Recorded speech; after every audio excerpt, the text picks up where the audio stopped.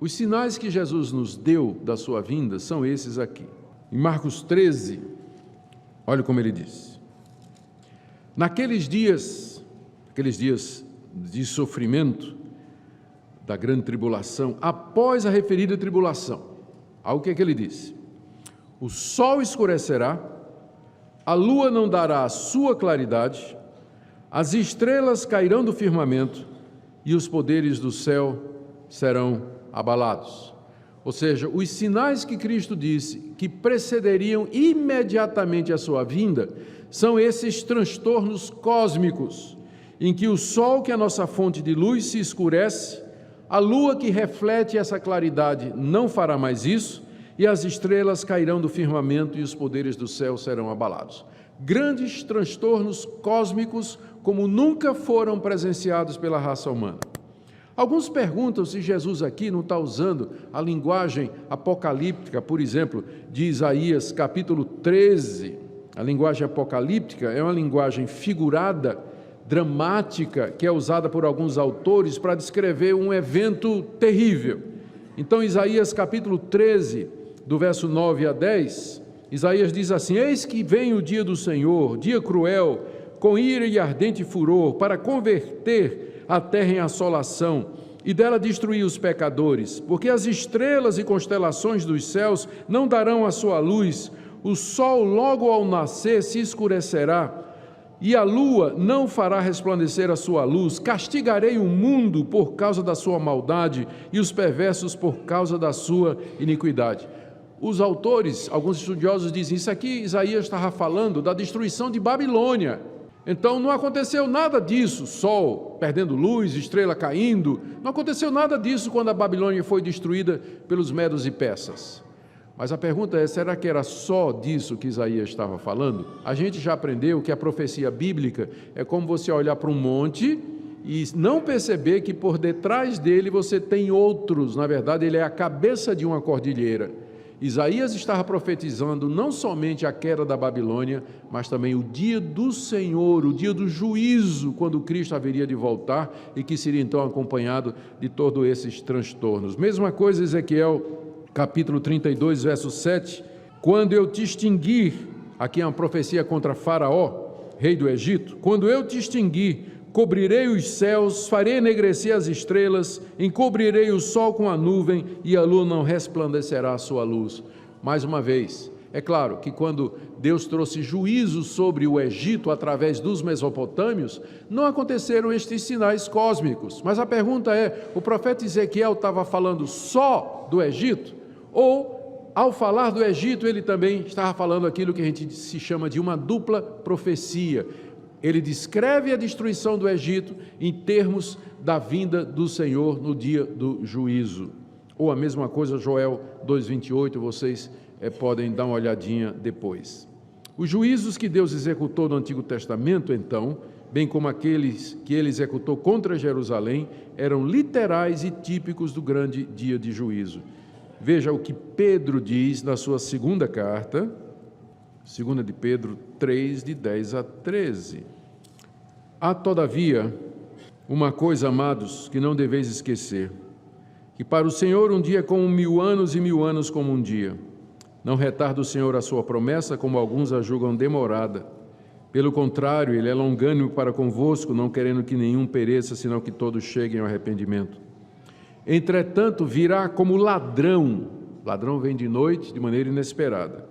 Virá como ladrão o dia do Senhor, o dia do juízo, o dia da vinda de Cristo, no qual os céus passarão com estrepitoso estrondo e os elementos se desfarão abrasados, também a terra e as obras que nela existem serão atingidas. Visto que todas estas coisas hão de ser assim desfeitas, deveis ser tais como os que vivem em santo procedimento e piedade, esperando e apressando a vinda do dia de Deus, por causa de qual os céus serão incendiados, serão desfeitos e os elementos abrasados se derreterão. Nós, porém, segundo a sua promessa, esperamos novos céus e nova terra, nos quais habita a justiça. Pedro se refere à vinda de Cristo exatamente na mesma linguagem apocalíptica. Eu creio, eu não tenho dúvida aqui, pode passar para o próximo, sinais que precedem a vinda, que trata-se de uma descrição literal.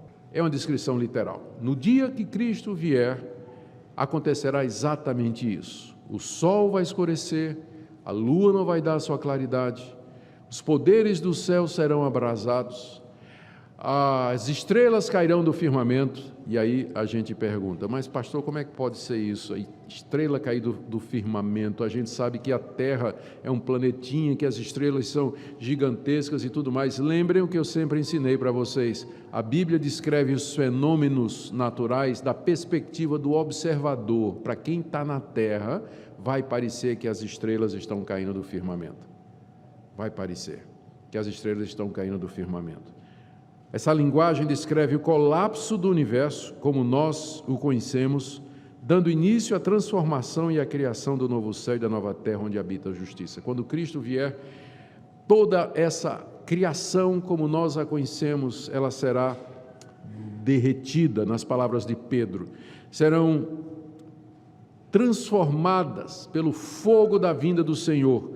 E Deus então criará novo céu e nova terra, onde habita a justiça. O objetivo desses sinais é preparar o clima para a vinda do aguardado de todas as nações. Lucas, ao descrever isso aí, veja como Lucas descreveu, Lucas 21, de 25 a 26. É a mesma coisa, só que ele acrescenta alguns detalhes. Haverá sinais no sol, na lua, nas estrelas. E o efeito disso, olha aí, sobre a terra, angústia entre as nações, em perplexidade por causa do bramido do mar e das ondas. Haverá homens que desmaiarão de terror pela expectativa das coisas que sobrevirão ao mundo, pois os poderes dos céus serão abalados. Então se verá o Filho do Homem vindo numa nuvem com poder e grande glória. Ou seja, se você me pergunta quais são os sinais da vinda de Cristo, eu digo vai ser tão rápido que você não vai, é quase que não é um sinal. Quando você viu o sol se escurecer, a lua deixar de dar a sua luz, os poderes dos céus serem abalados, as estrelas caindo do firmamento e todo esse transtorno cósmico, os homens chorando e gritando com terror diante daquilo que parece vir ao mundo, então ele chegou. Ele já está aqui. E aí então haverá o grande dia do juízo. Em resumo, caminhando já para a conclusão, a vinda do Senhor será visível a todos. Quando ele vier, todo olho verá.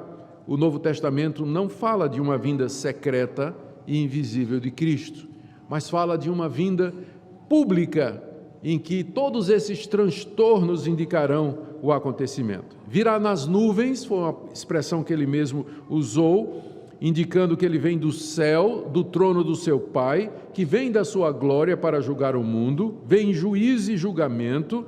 Lembra que no Antigo Testamento a nuvem estava associada à manifestação de Deus lá no Monte Sinai. O seu retorno será em grande poder e glória, em contraste com sua primeira vinda, quando ele veio humilde, manso, nasceu numa manjedoura, de uma família pobre, numa aldeia desconhecida, num paizinho pequenininho e insignificante como era Israel. Ele virá em contraste em poder e glória. Não que ele não tivesse poder na primeira vez que ele veio, mas fazia parte do plano da salvação, que ele se tornasse homem limitado às condições humanas, mas agora ele virá com poder, primeiro para salvar o seu povo dos seus inimigos, do anticristo, o abominável e da desolação, que nós já falamos, pode passar o slide. Virá para livrar o seu povo do pecado e das consequências do pecado e da pior de todas as consequências, que é a morte, porque então ele vai ressuscitar os crentes que já morreram. Ele virá para destruir Satanás, por isso é que se diz que ele virá com grande poder e glória, porque é preciso um grande poder para ressuscitar mortos, destruir Satanás. E ele virá também com grande poder para julgar o mundo, condenar os ímpios. Satanás, esse poder ele recebeu do Pai para julgar e condenar eternamente. É isso que ele vai exercer, com glória, com majestade. É por isso que a Bíblia diz que naquele dia todo joelho se dobrará e toda língua confessará que Jesus Cristo é Senhor, para a glória de Deus Pai. Ele virá reunir o seu povo. Deixou esse mundo há 2000 anos, não éramos mais do que 120 irmãos, quando ele foi, há 2000 anos atrás. Nós éramos 120, mas agora, quando ele vier, serão milhões, milhões e milhões que serão reunidos juntamente com ele de todas as partes do mundo. Imagina aquela grande reunião, chamados pelos anjos, trazidos de todas as partes, os mortos ressurretos. Por isso que Lucas diz, estou lendo o último parágrafo, quando essas coisas começarem a acontecer, nós devemos exultar, porque chegou aquele grande dia do encontro com o nosso Salvador. Marca o dia da vitória da igreja, vou pular isso aqui, e a vinda do Senhor consumará a esperança e a expectativa, cumprindo as promessas do Antigo Testamento e, finalmente, promoverá a separação de quem é de Deus e quem não é. Conclusão. O que é que nós podemos aprender fechando? Vocês já perceberam que a vinda do Senhor é o evento mais importante a se realizar ainda no calendário de Deus. A sua importância se deve ao fato do que ela representa. A vinda de Cristo representa a vindicação da igreja. A igreja será justificada diante do mundo. O mundo, então, nos verá como nós somos. A vinda de Cristo representa o julgamento do mundo e dos anjos, representa o encerramento da era presente e a inauguração do estado eterno.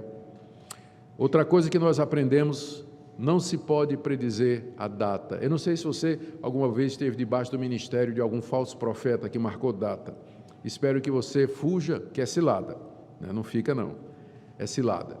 Nós não sabemos o dia da vinda do Senhor. Outra coisa que nós aprendemos será numa etapa apenas, visível, universal, pública, trazendo juízo. Quinto, aprendemos que o ensino sobre a vinda do Senhor deve gerar expectativa perene no coração dos cristãos. E deve, por último, gerar alegria e regozijo e não a frustração dos planos. Eu perguntaria para algumas pessoas aqui, se queria que Cristo voltasse hoje, eu tenho certeza que eu vou ouvir a resposta, pastor, não, o meu casamento é daqui a 2 semanas. Né? Pastor, não, eu estou acabando de comprar um apartamento, pastor. Pastor, não, eu acabei de conquistar aquela menina que eu namorei desde o ginásio, escola, e ela aceitou. Eu não quero que Jesus venha agora. Se Jesus vier agora, vai estragar os meus planos. Tenho certeza que se eu perguntasse hoje, aqui, se todo mundo gostaria que Jesus viesse hoje, eu tenho certeza que alguns, talvez até digam assim, sim, né? Mas assim, com a dorzinha no coração, porque os seus planos estão frustrados. Mas, na verdade, se isso está acontecendo com você, quem sabe que hoje de manhã Deus está lhe chamando para que você reflita sobre isso. A vinda do Senhor Jesus é o dia da glória, da consumação, é o momento esperado, é o fim do plano da redenção, é o clímax, é o ápice de tudo aquilo que Deus planejou, é o momento do encontro com Ele, da glória, de prazeres e delícias que superam em muito qualquer prazer, felicidade ou recompensa que você imagina ter aqui nesse mundo. Por isso que nós devemos orar a última oração do livro de Apocalipse e com ela a última oração da Bíblia, Maranata, vem, Senhor Jesus. Amém?